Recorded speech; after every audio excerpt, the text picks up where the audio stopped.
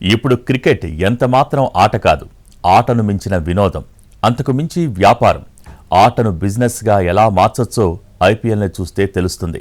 Cricket చుట్టూ ఈ స్థాయి వ్యాపారానికి ఛాన్స్ ఉంటుందని ఎవరూ ఊహించలేకపోయారు. ఐపీఎల్, ఆ తర్వాత T20 వరల్డ్ కప్, మొత్తంగా క్రికెట్ ఇప్పుడు non stop entertainment, unlimited business. Cricket స్వరూపాన్ని మార్చిన ఐపీఎల్, ఆటని ఎంటర్టైన్మెంట్గా మార్చిన ఐపీఎల్ చుట్టూ వేల కోట్ల బిజినెస్. ఐపీఎల్ అంటే కేవలం ఎంటర్టైన్మెంటే కాదు, బిజినెస్, పక్కా బిజినెస్. బంతి బంతికి, పరుగు పరుగుకు వ్యాపారం.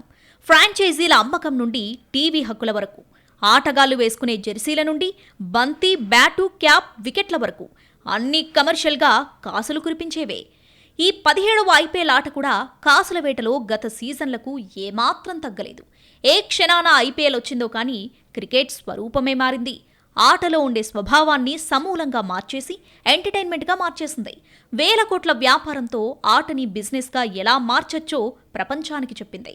ఒక ఆట చుట్టూ ఇంత సక్సెస్ఫుల్ బిజినెస్ మోడల్ని వేరే ఏ దేశము, ఏ క్రీడారంగము ఊహించలేకపోయింది. ఈ విషయంలో క్రెడిట్ అంతా బీసీసీఐదే. అందుకే ఇప్పుడు ఐపీఎల్ అంటే ప్రేక్షకులకు ఓ 2.5 గంటల సస్పెన్స్ థ్రిల్లర్ చూసినట్టు. బ్యాటింగ్, బౌలింగ్ అనే తేడా లేదు, మనదొక టీం అని అనేసుకుంటాం. మనకు కొందరు ఫేవరెట్ ఆటగాళ్ళు వచ్చేస్తారు. వాళ్ళ గెలుపు కోసం, ఆ టీం కప్ కొట్టడం కోసం ఓ 2 నెలలు ఫ్యాన్స్ వర్రీ అయిపోతూ ఉంటారు. ఒకప్పుడు క్రికెట్ అంటే దేశాల మధ్య ఉండేది. ఇండియా, ఆస్ట్రేలియా, ఇంగ్లాండ్, విండీస్, ఇలా ప్రత్యర్థి టీం ఆటగాళ్లంటే శత్రువులతో సమానం. కానీ ఇప్పుడు దేశాల మధ్య సరిహద్దులు చెరిగిపోయాయి. ఇతర టోర్నీల్లో దేశాలుగా ఆడిన వాళ్ళంతా ఇప్పుడు కలగురా గంపలాంటి టీంలో కలిసి ఆడేస్తారు. ఇతర టోర్నీలో ప్రత్యర్థులు ఇక్కడ భుజం భుజం కలుపుకొని గెలుపు కోసం కష్టపడతారు. నిజానికి మొదట్లో ఐపీఎల్ వచ్చినప్పుడు దేశాలు, సరిహద్దుల మధ్య విభజన లేని టోర్నీ నిలబడుతుందా అనుకున్నారు. కానీ క్రికెట్ని ఆస్వాదించే ప్రేక్షకులకు దేశాలు కాదు, ఆట మాత్రమే ముఖ్యమని తేలిపోయింది. తమకు నచ్చిన టీంకి మద్దతు పలుకుతారు. తమ ఊరు కాదు, దేశం కాదు, కానీ తాము అభిమానించే ఆటగాడి కోసం ఆరాటపడతారు. ఇదే ఐపీఎల్ తెచ్చిన మార్పు. ఈ మార్పు మరే ఆటలో రాలేదు. గతంలో కౌంటీలున్నాయి. అప్పుడు వివిధ దేశాల ఆటగాళ్లు యూకే వెళ్లి అక్కడి కౌంటీల్లో ఆడేవాళ్లు. కానీ అది జస్ట్ లోకల్ మ్యాచ్ స్థాయి మాత్రమే, దానికి కమర్షియల్ వాల్యూ లేదు. కానీ ఐపీఎల్ ఎప్పుడొచ్చిందో అప్పటి నుంచి గ్రౌండ్లో పరుగుల వర్షం కురుస్తున్నట్టే క్రికెట్ చుట్టూ కాసుల వరద పారటం మొదలైంది.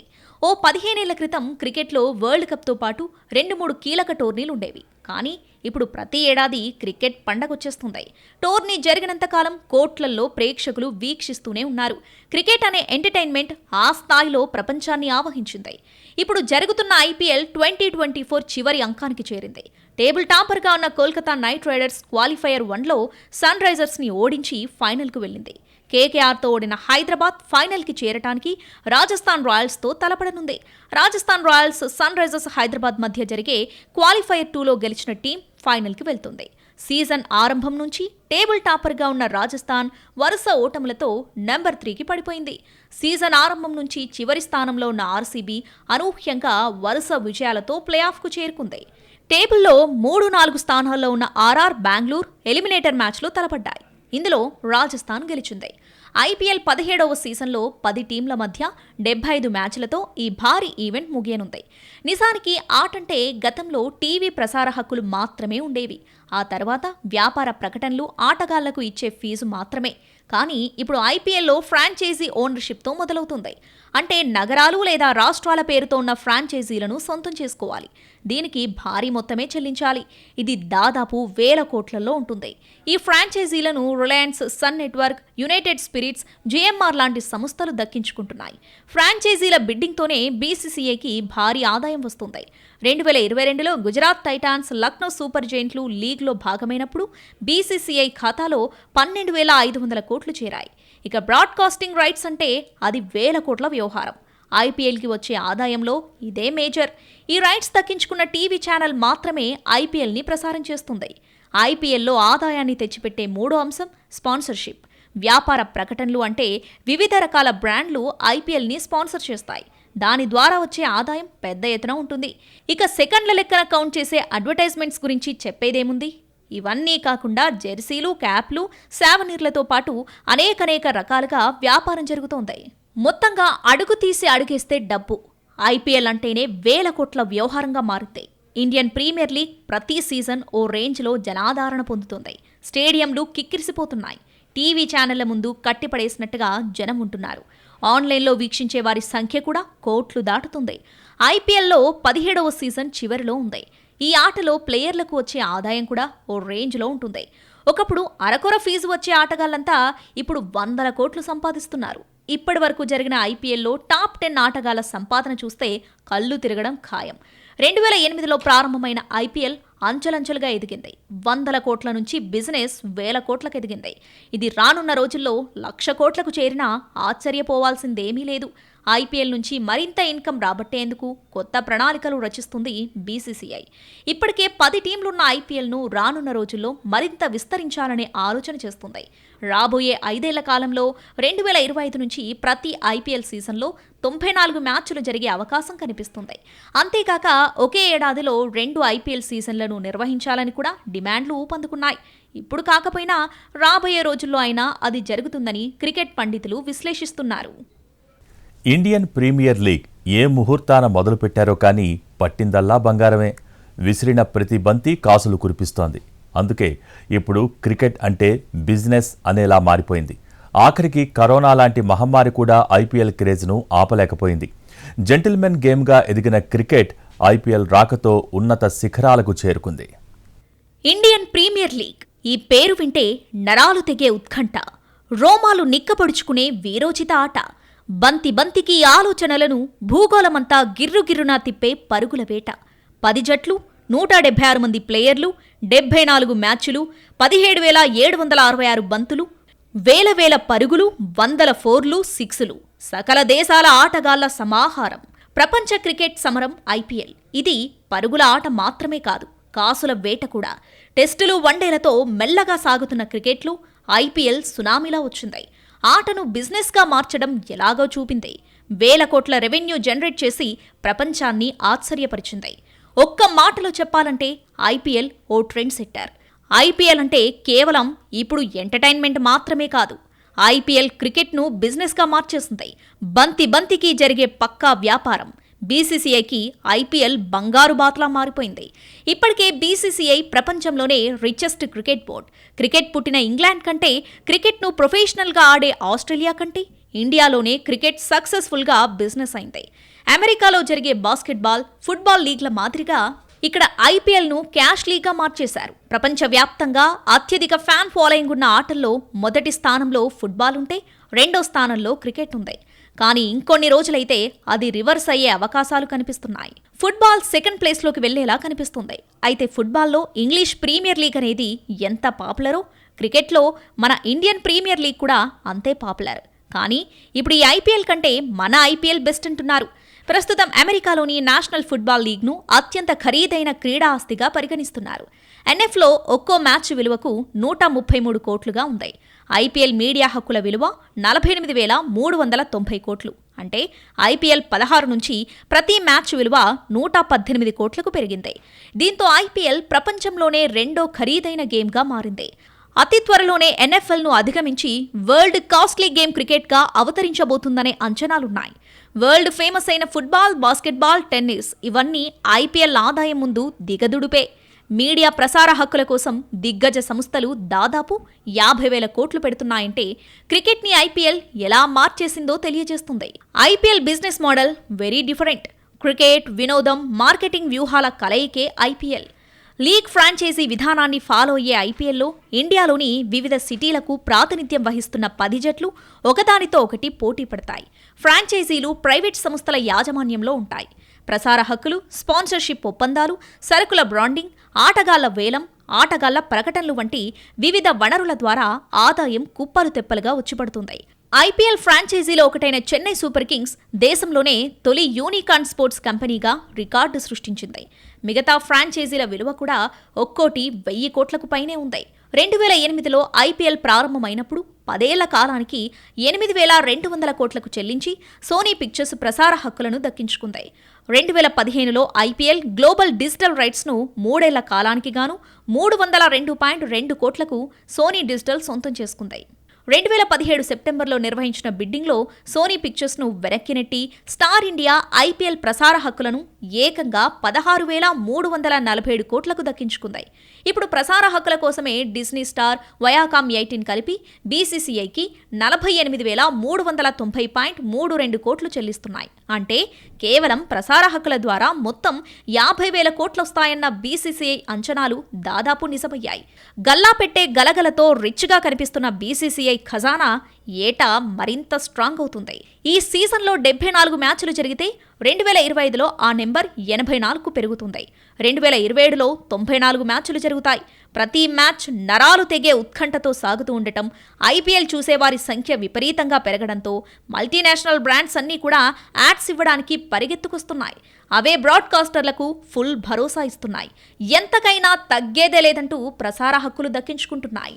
ఫ్రాంచైజీ హక్కులు, మీడియా ప్రసార హక్కులతో పాటు టైటిల్ స్పాన్సర్గా ఉండే కంపెనీల నుంచి బోర్డుకు ఆదాయం వెల్లువలా వచ్చిపడుతుంది.